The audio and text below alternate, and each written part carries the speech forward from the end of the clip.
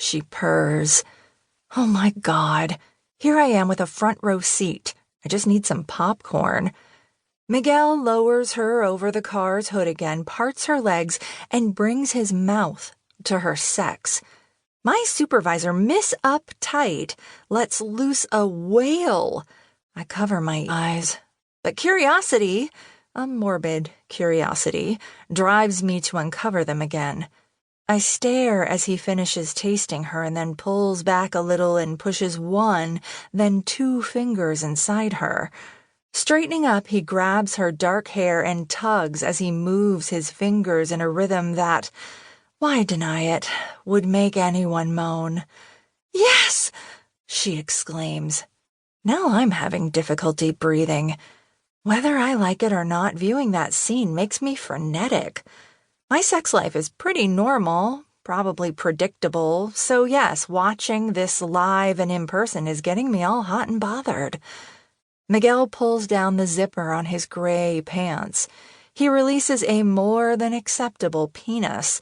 Whoa, Miguel! I'm stunned when he nails her with just one thrust. I'm dying, but of pleasure, I think. My nipples are hard, and suddenly I realize I'm touching them. When did I shove my hand inside my blouse? I quickly pull it out, but my nipples in the very center of my being protest. They want more, but no, they can't have more. I don't do these things. Minutes later, after more moans and turns, Miguel and my supervisor pull themselves together. They're finished. They get into my boss's car and drive off, and I sigh with relief. Finally, alone in the parking garage, I come out from my hiding place and sit up in the driver's seat. My hands are shaking. My knees, too. And I notice my breathing is accelerated.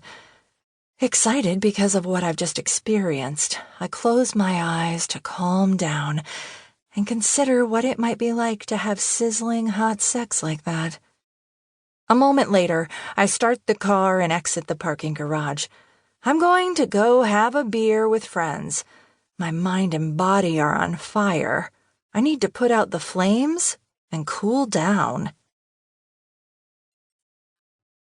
2. When I get to the office the next day, everything seems fine. I run into Miguel and can't help but smile. If Miguel and my supervisor only knew what I'd seen.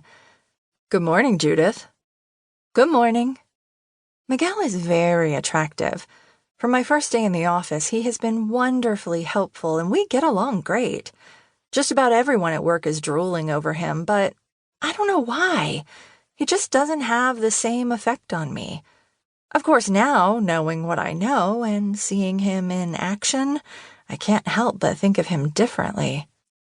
Don't forget we have a staff meeting this afternoon, Miguel reminds me. Uh-huh.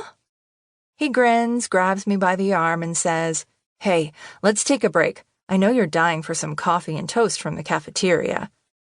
I grin too. He knows me well.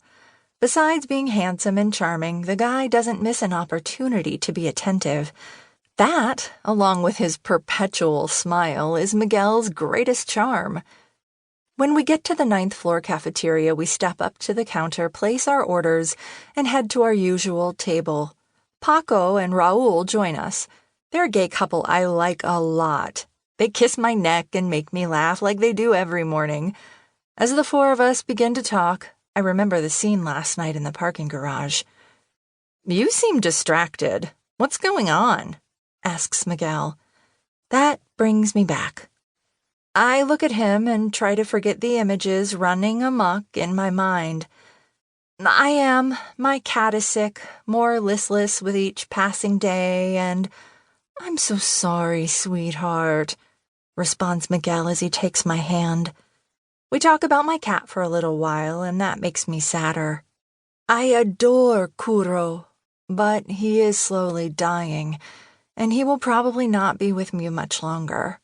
It's something I've been dealing with since the vet gave me the bad news 2 months ago, but it's still really hard. Kuro's a dear old thing, and in spite of the medication, there's not much more to be done.